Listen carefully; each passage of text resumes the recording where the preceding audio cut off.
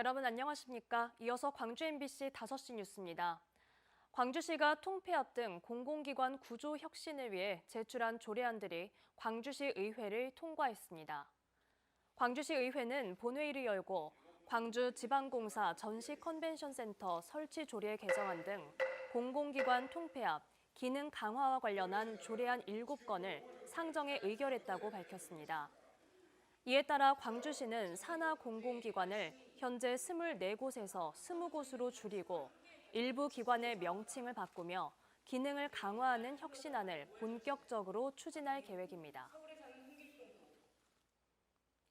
5.18 정신의 전국화와 세계화를 위한 각종 교육 사업이 추진됩니다. 광주시 교육청은 5.18 사적지 답사, 묘비 닦기 등 학생들이 직접 경험할 수 있는 활동을 마련하고 사이버 5.18 기념관 등 온라인 교육을 통해 전국에 있는 학교들이 5.18 민주화운동 교육에 참여할 수 있도록 독려할 계획입니다. 또 전국 학생들이 5.18 민주화운동을 바르게 이해할 수 있도록 청소년 현장 체험 캠프와 5월 강사단 파견 등도 본격적으로 추진합니다.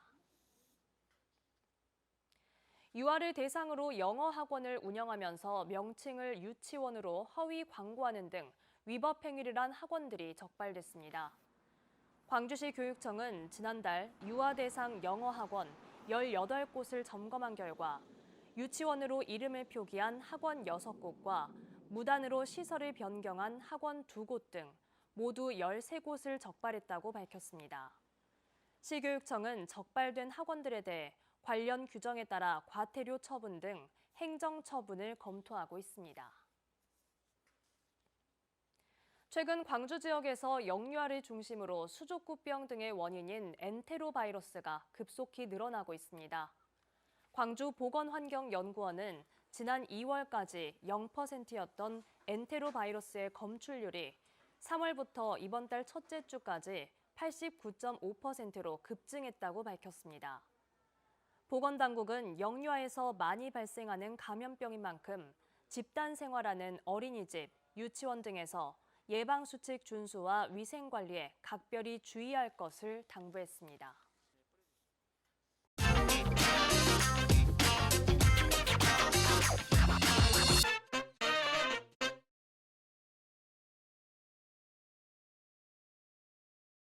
네, 뉴스를 전하는 사람들의 뉴스 만드는 이야기 뉴스탠바이 5월 11일 순서 여러분과 함께하도록 하겠습니다. 저는 앵커 김규빈이고요. 네, 저는 시사보도본부 주현정 기자입니다. 네, 자 오늘은 김남국 의원을 얘기하면서 비상장 주식과 그리고 또 가상자산에 대한 것들 얘기를 좀 나눠보겠습니다.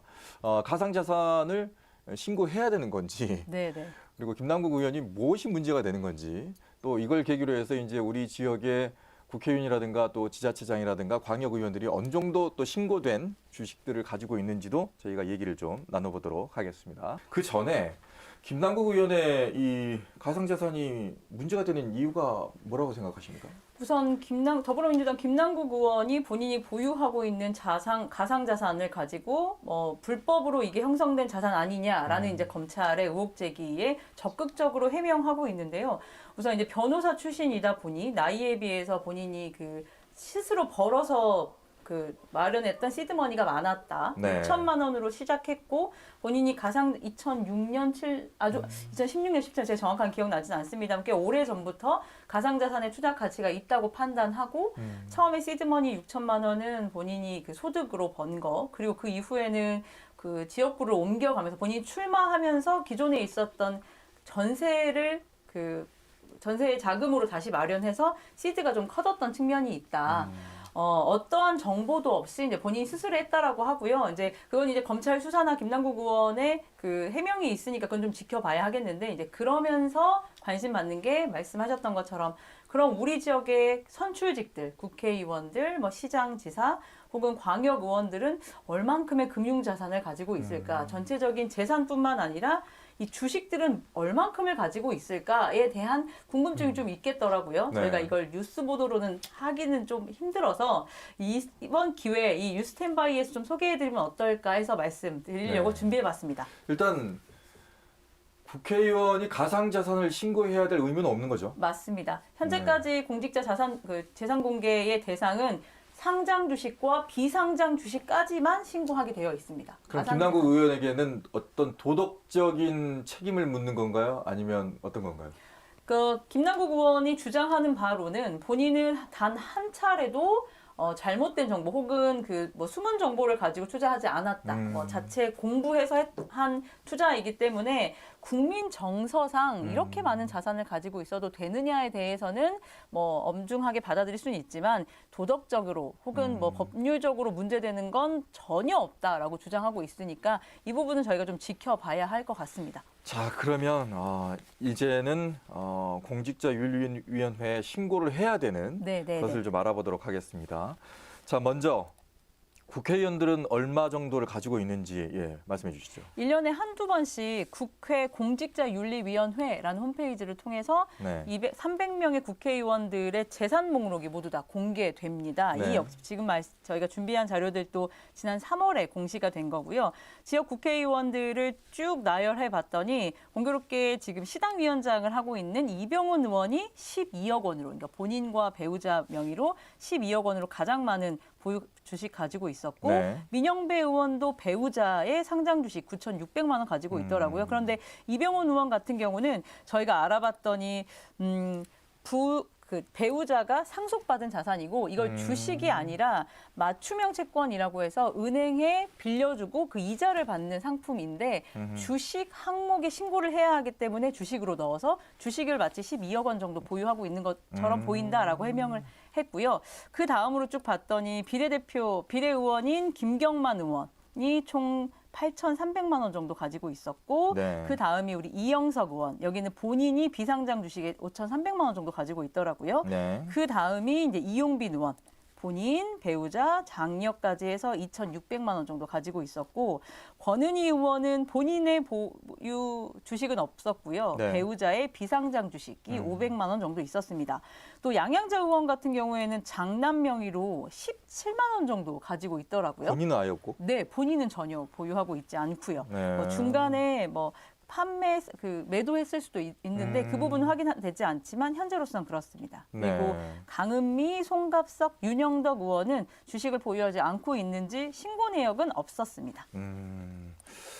자, 우리 지역의 국회의원들은 이렇게 지금 자료 화면을 보여드리고 있습니다. 이런 정도로 보유하고 있고 그렇다면 이제 지자체장들은 또 어떤지 좀 알아볼까요? 저희가 좀 확대해서 하면 좋은데 오늘은 광주시만, 광주시장과 두 부시장만 확인해 봤습니다. 강기정 광주시장 같은 경우에는 본인 명의의 650만 원 정도의 주식을 가지고 있었는데 광주FC, 그러니까 시민프로축구단과 한겨레 주식을 꽤 오래전부터 보유하고 있는 걸로 확인이 되고요. 그다음에 광주시 부시장인 문영훈 행정부시장 같은 경우에는 배우자가 3,400만 원 정도의 주식을 그리고 김광진 문화경제부시장은 본인과 배우자 그리고 장남이 한 20여 가지의 항목에 1억 2천만 원 정도 보유하고 있더라 확인됐습니다. 그다음에 좀 구청장을 좀 확인해 봐야 될 것 같은데요. 구청장은 박병규 광산구청장이 본인과 배우자, 장남, 차남 상장 주식만 한 100여 개 가지고 있었는데 4억이 넘는 상장 주식을 가지고 있었고요. 그다음에 이제 김희강 청장 같은 경우에는 가족이 400만 원 상당의 그리고 나머지 임택, 김병래 문인청장은 신고 내역이 없었습니다. 자, 지자체장들 특히 이제 광주시만 저희가 좀 알려드렸고요. 자, 다음으로 광주시 의원들은 어느 정도인지도 저희가 좀 알아보겠습니다. 지금 자료 화면에는 지금 문영훈, 김광진 행정부시장과 문화경제부시장 나오고 있고 각 구청장들 내역도 나오고 있는데 임택, 김병래 그리고 북구청장 같은 경우에는 신고 내역이 없습니다. 시의원들은 어떻습니까? 네, 광주 시의원들도 저희들이 한번 살펴보았는데요. 가장 많은 주식을 보유하고 있다라고 보여지는 의원은 임미란 의원도 본인과 배우자가 8,300만 원. 지난해 남편이 가족회사 보유분 주식 2,000주를 또 매각하면서 좀 줄어든 측면이 있고요. 이기순, 서임석, 정다은, 명진 순으로 있었는데 대부분 가족과 본인, 부모, 이름으로 해서 상장과 비상장 주식들 가지고 있는 걸로 확인됐습니다. 박수기 의원 같은 경우에는 본인 소유의 회사 비상장 주식을 꽤 많이 갖고 있더라고요. 2억 8천만 원 정도 포함해서 2억 9천만 원, 2,900만 원 정도. 2억 9천만 원 정도. 죄송합니다. 제가 확인을 다시 한번. 박수기 의원 같은 경우에는 2억 8천만 원 정도 가지고 있었고요. 네네. 그다음에 안평환, 조석호, 심창욱, 서용규, 신수정 의원은 뭐 1,000만 원, 100만 원대에서 2천만 원대 정도 가지고 있었습니다. 네. 어떤 대부분 주식들을 상장 주식들을 많이 가지고들 있더라고요. 근데 좀 특이한 측면은 네. 우리 박미정 의원 같은 경우는 네. 보유 자산을 13,000원을 신고를 했더라고요. 그래서 13,000원은 어디서 나왔나라고 봤더니 장녀의 실물 경제 공부를 위해서 시범적으로 거래했다라는 내용까지 상세하게 신고를 했더라고요. 네, 그리고 네. 변호사인 김나윤 의원, 그다음에 전남대학교 총학생 회장 출신으로 뭐 이렇게 그 명성을 있었던 이명록 의원은 신고 내역이 확인되지 않고 있습니다. 확인되지 예. 않았습니다. 네. 자, 이번 기회에 또 이제 국회의원이라든가 지자체장들 그리고 또 광역 의원들까지 해가지고 어느 정도 보유하고 있는지 저희가 알려드렸고요. 뭐 이런 내용들은 길게 저희가 뉴스에서 못 알려드리니까 네. 저희가 조금 더 길게 좀 뉴스탠바이를 통해서 알려드립니다. 네, 자세한 내용들은 홈페이지 그 공직자재산관리 공개되는 홈페이지에 충분히 나와 있고요. 네. 다시 한번 말씀드리지만 보유하고 있는 것 자체가 위법이거나 문제가 되는 건 아닙니다. 그런데 이제 우리 집 국회의원들 어느 정도의 주식 자산 가지고 있는지 한번 살펴보자는 의미에서 네. 준비해봤습니다. 자, 다음은 군공항 얘기를 하겠습니다. 이제 시장과 도지사가 만났습니다. 네, 만나서 한 2시간 정도 얘기했나요? 어제 3시, 원래는 11시에 만나기로 했거든요. 네. 그래서 기자들 기대하고 있었는데 일정 때문에 오후 3시에 DJ 센터에서 만났고요. 1시간 정도면 합의하지 않겠나라고 해서 취재진까지 해서 한 7, 80명이 복도대기를 했는데 2시간을 꽉 채워서 합의문 가지고 나왔습니다. 합의문 내용이 너무 궁금합니다. 일단 어떤 내용입니까? 어제 보도에도 저희가 충분히 말씀드리긴 했는데 아주 간결합니다. 세 네. 문장인데요. 네. 광주시와 전라남도는 현장의 의견 같이 청취한다.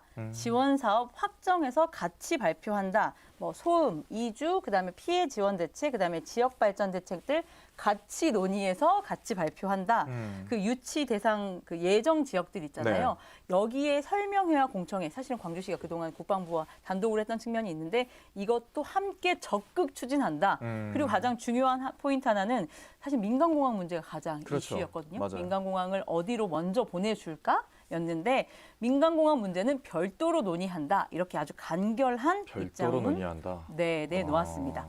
그 별도로 논의한다는 것은 그러면 군공항 이전을 우선으로 먼저 한 다음에 얘기를 하겠다는 건가요? 어떤 건가요? 저희가 해석하기로는 그만큼 광주 군공항 문제를 해결하려면 민간공항의 실타래가 꼬인 실타래가 먼저 풀려야. 그러니까 이 키는 민간공항이 쥐고 있다. 네. 민간공항을 어디로 보내느냐에 따라서 지역민들의 반대 여론 혹은 찬성 여론의 그 농도가 좀 달라질 것 같다. 그래서 결국 이번 광주 민간공항을 이전하는 문제의 키는 민항을 어디로 보내느냐이지 않을까.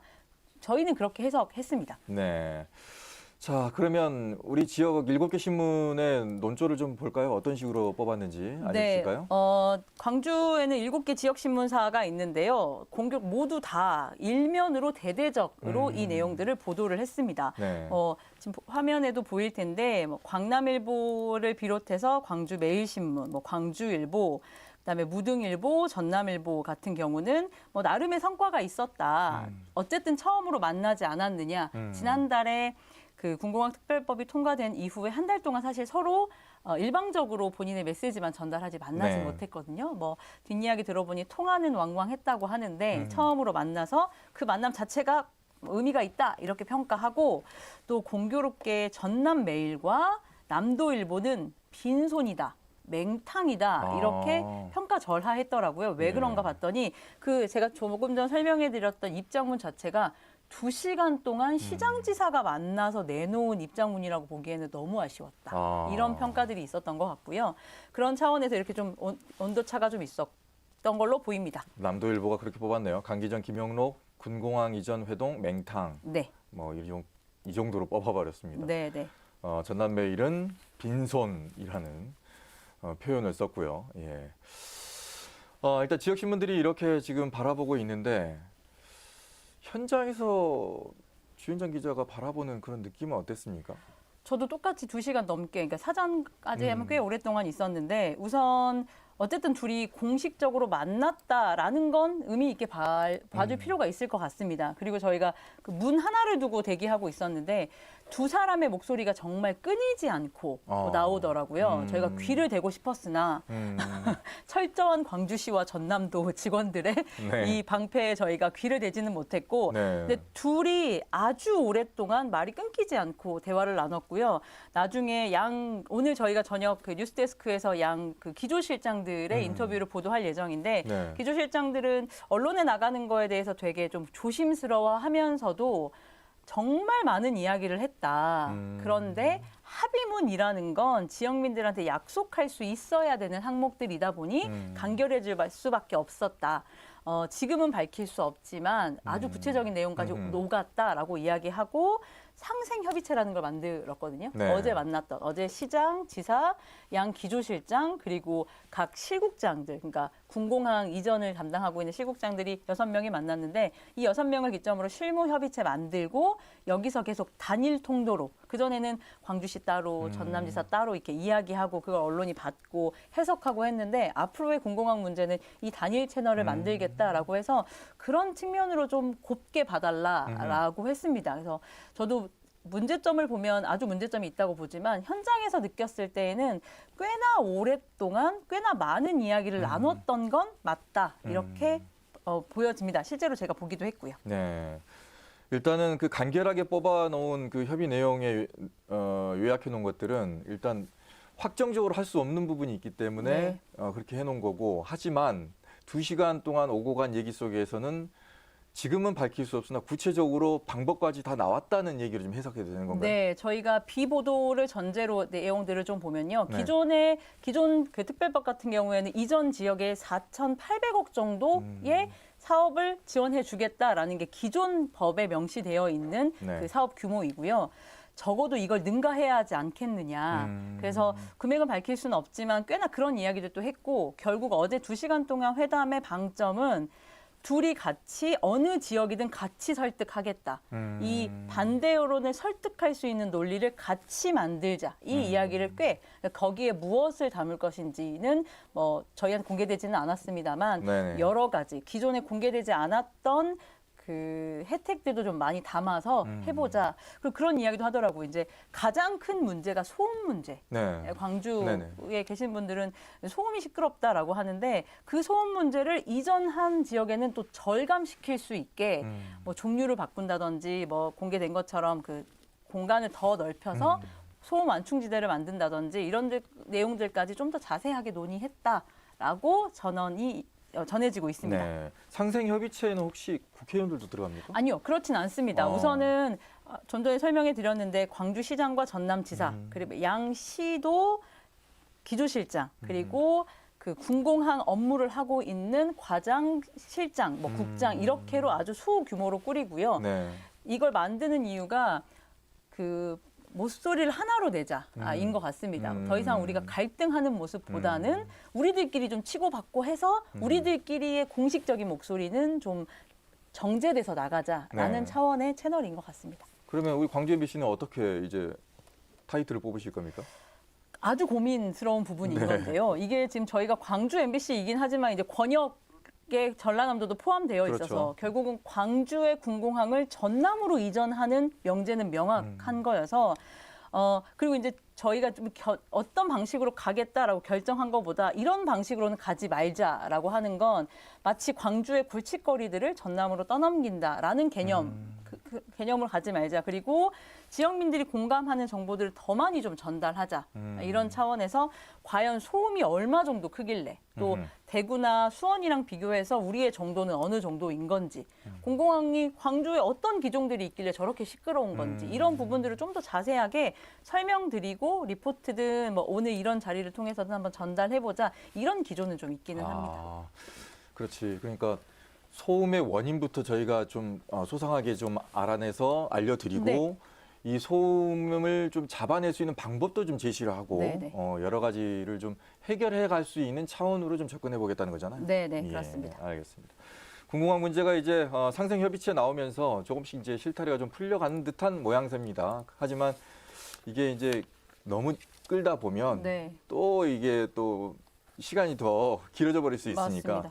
일단 하는 김에 착착 좀 진행이 좀 빨리 좀 됐으면 하는 바람이고요. 지켜보도록 하겠습니다. 자, 오늘은 김남국 의원을 계기로 해서 이제 뭐 국회의원이라든가 지자체장이라든가 광역의원들이 가지고 있는 주식에 대한 부분을 좀 들여다봤고요. 그리고 또 도지사와 또 시장이 만난 군공항 문제 어떤 내용들이 오고 갔는지까지 저희가 말씀을 드렸습니다. 자, 다음 주는 저희가 17일, 18일 수요일과 목요일에 찾아뵙겠습니다. 다음 주가 이제 5.18 주간입니다. 그렇습니다. 5.18 전야제가 있는 17일에 그리고 문재인 전 대통령도 오신다고 하니까 관련된 내용을 저희가 여러분께 영상을 통해서 좀 보여드리겠고요. 18일은 또 5.18이니까 5.18과 관련된 내용도 네. 저희가 전해드리도록 하겠습니다. 뉴스 스탠바이 여기서 마치도록 하겠습니다. 시청해주신 여러분 고맙습니다. 고맙습니다.